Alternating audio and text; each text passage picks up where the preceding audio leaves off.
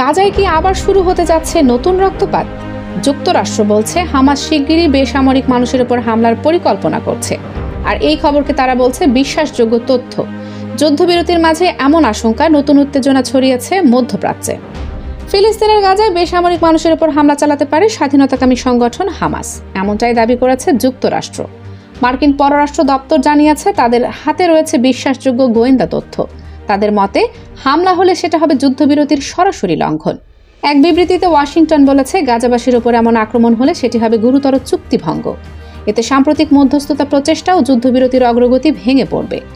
পররাষ্ট্র দপ্তর আরও বলেছে যদি হামাস এরকম হামলা চালায় তাহলে গাজার মানুষকে রক্ষা করতে এবং যুদ্ধবিরতি বজায় রাখতে প্রয়োজনীয় ব্যবস্থা নেওয়া হবে।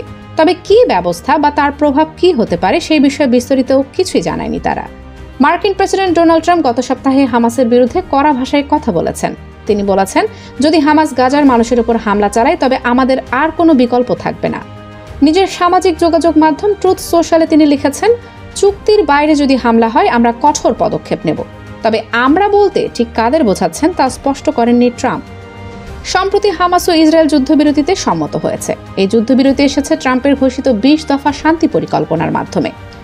চুক্তি অনুযায়ী ইসরায়েল গাজার সামরিক অভিযান বন্ধ করবে আর হামাস ছাড়বে তাদের হাতে থাকা জিম্মিদের, জীবিত ও মৃত উভয়কেই। এখন চলছে এই চুক্তির প্রথম ধাপের বাস্তবায়ন, যেখানে জিম্মি বিনিময়ের প্রক্রিয়া চলছে ধীরে ধীরে। ওয়াশিংটন জানিয়েছে তারা ইতিমধ্যেই এই সম্ভাব্য হামলার তথ্য দিয়েছে।